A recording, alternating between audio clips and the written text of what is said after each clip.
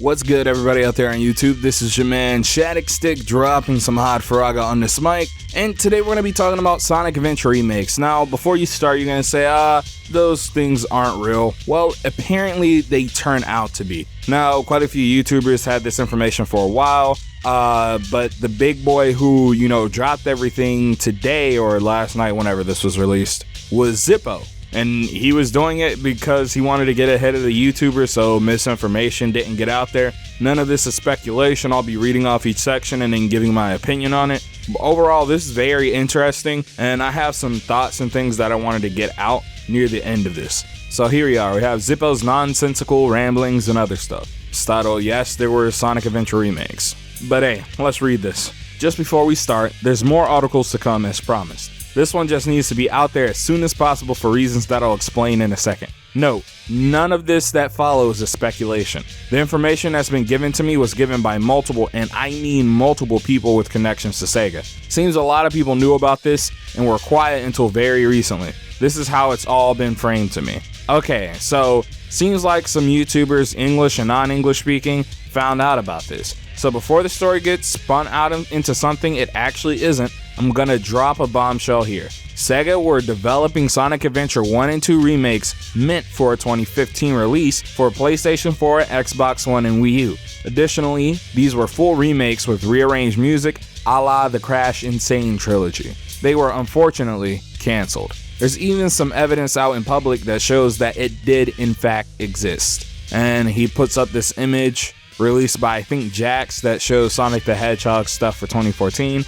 New games being Sonic Lost World for Nintendo Wii U and Nintendo 3DS. Mario and Sonic at the Olympic Winter Games, Sochi 2014 for Wii U. And then a new Sonic title to be announced for Wii U, PS4, and Xbox One. Oh, my bad. He says Jazzwares right here, so I said Jax. My bad. Jazzwares. But overall, this is pretty believable, and considering that new 2015 title to be announced never happened, I believe it. Also, considering what was happening in the Sonic the Hedgehog franchise, Sega was really playing into nostalgia at the time, so seeing Sonic Adventure Remakes wouldn't be too far-fetched considering that they were playing into people's nostalgia bone, especially coming off something like Sonic Generations going into something with the Sonic Lost World that kind of drew out that classic Sonic feel while being a modern game. So I guess they would have doubled this and had something on the other side for modern fans with Sonic Adventure 1 and 2 remakes.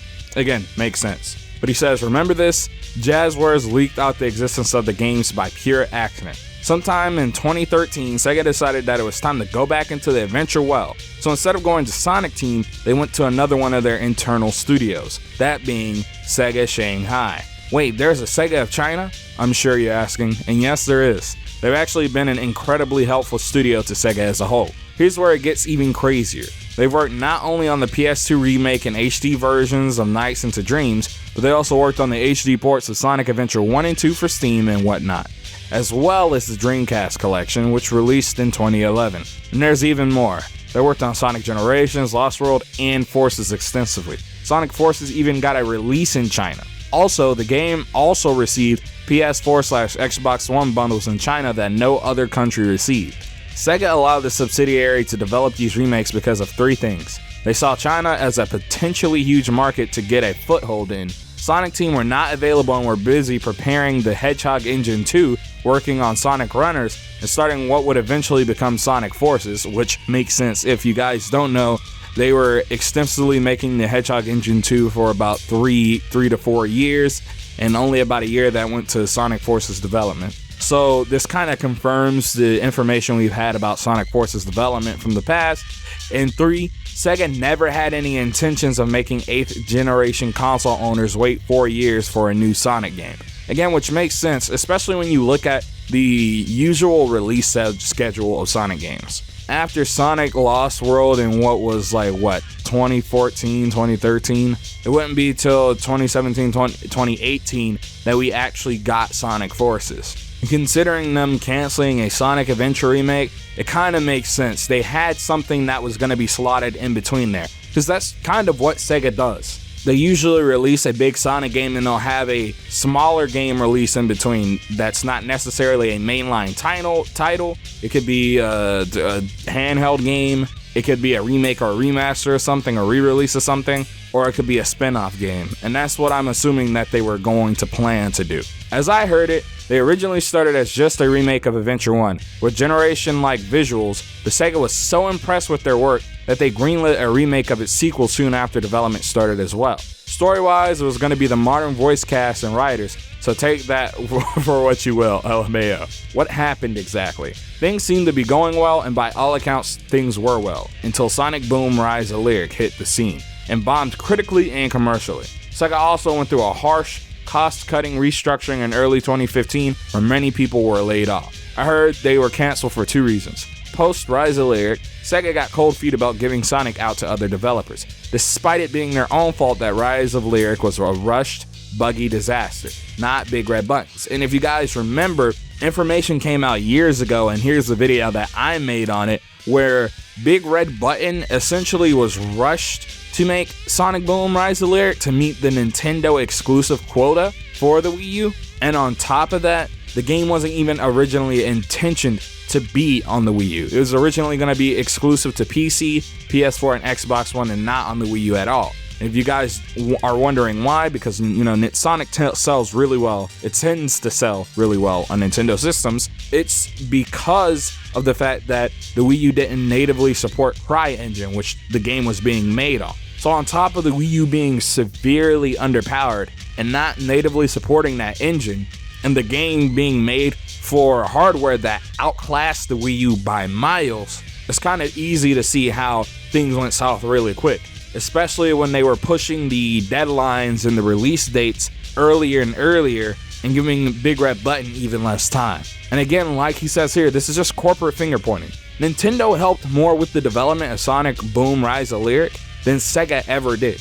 But let's continue. Sega was super cost conscious at the time of the restructuring. There were concerns that these remakes were going over budget and that they wouldn't be able to make the money back. Sonic Boom's failure scared the absolute shit out of them. Personally think it was an absurd fear in the first place. We're talking about Sega here. One other thing I heard is that the Sonic Adventure Music Experience concerts were created in the first place to market and promote these remakes, and were then retrofitted into something else after they were canceled. Can't let all of that amazing remade music go to waste, right? These arrangements you hear below were made specifically for the remakes, and he drops a link to specifically what it is. Needless to say that if these had actually released, they could have changed everything. We'd be in a much different place right now, but unfortunately with the failure of Boom and Sega's financial woes at the time, the timing just couldn't have been worse. Maybe one day they'll see the light of day. That's all I can say for now. Hope I could relay that information as best I could. As always, thank you for reading, wear a mask, and take care. For everlasting peace. So overall, how do I feel about this? I think it's a shame that Sega Shanghai never got to finish the Sonic Adventure remakes. I mean, I'm honestly curious as to what would have came of it. On top of that, I'm assuming it was being made with Hedgehog Engine 1 in mind.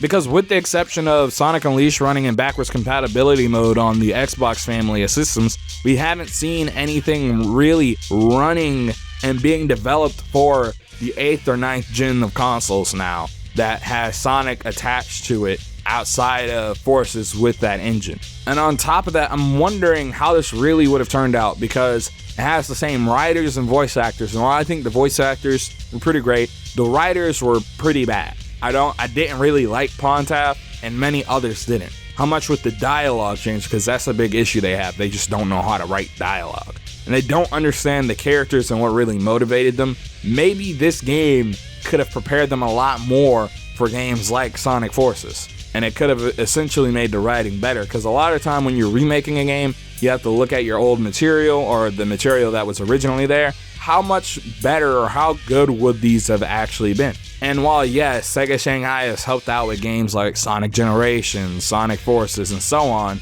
they're a support studio more than anything. Yeah, they did the ports for Adventure 1 and 2, but Adventure 1 most notably just wasn't very good of a port. It was using essentially what was the worst version, being the PC version from way back in the day. They built on top of that. Was that because of money constraints? We may never know.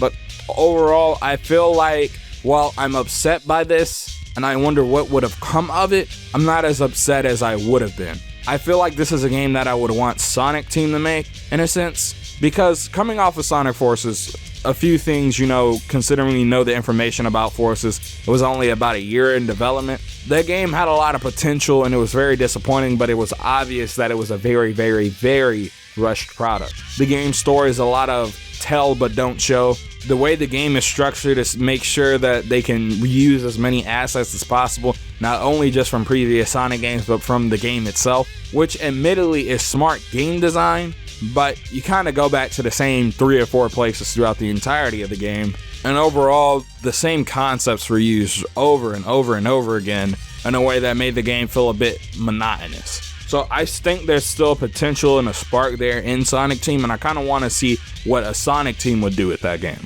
This sucks though. I feel like Sonic wouldn't be in the place he is, where he's just in this weird, awkward limbo. Because while we're getting a lot of great stuff from the series, the games outside of Sonic Mania haven't seen much to do with anything in terms of being super popular or anything like that. Team Sonic Racing probably did relatively well, and it was a pretty decent game, but Sega dropped support of that game like instantly. It honestly could have been one of the greatest kart racers out there, but Sega didn't support the game, keep the game up to date, and make sure the player experience improved over time. They kind of dropped it and then left it there. And Sonic Forces is just the epitome of mid. And I feel like these games wouldn't have come out the way they had been, or treated the way they were, had we gotten a Sonic Adventure Remake to kind of revitalize energy into the Sonic the Hedgehog franchise. Especially considering the adventure games at that point had started to become called dated, and people were talking about how well they aged and them not being actually good games at the time.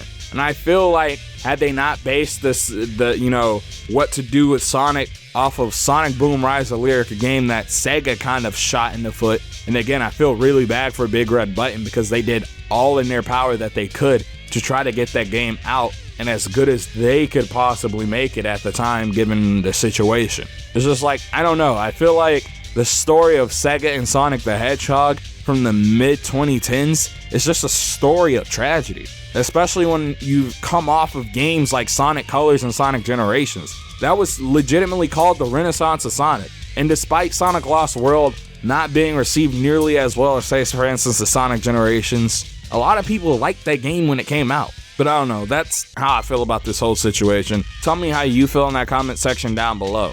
Also, make sure y'all hit that subscribe button and hit the notification bell. If you haven't noticed, I've started streaming again, and I'm doing a show called Shadicstick Live, and that's kind of gonna be one of my main forms of content going on forward, because it allows me to do things on stream that I usually wouldn't be able to do, or even talk about. Maybe I get to talk about smaller things in a different capacity. And hey, this has been your man Shadicstick. Don't forget to comment, like, and subscribe. Share this video out with your friends, and remember, Hot Faraga turns to Cold Blizzaga. Make sure you chill out some of my other videos. Follow your boy on Twitter at MobShadic100, and we're out. Peace. Kiss, kiss.